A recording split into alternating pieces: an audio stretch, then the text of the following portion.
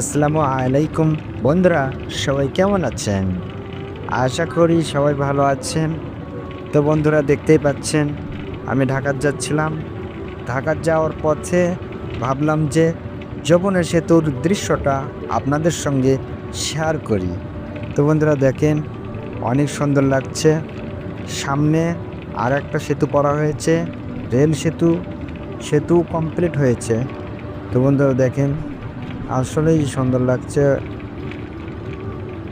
তো বন্ধুরা, ভিডিওটি কেমন লাগলো অবশ্যই কমেন্ট বক্সে জানাবেন। আর ভিডিওটি তো আপনাদেরকে পুরোভাবে দেখাতে পারছি না, কারণ আমি গাড়ির মধ্যে থেকে যেটুকু চেষ্টা করেছি ভিডিও করার জন্য সেটুকুই আপনাদের সামনে তুলে ধরলাম।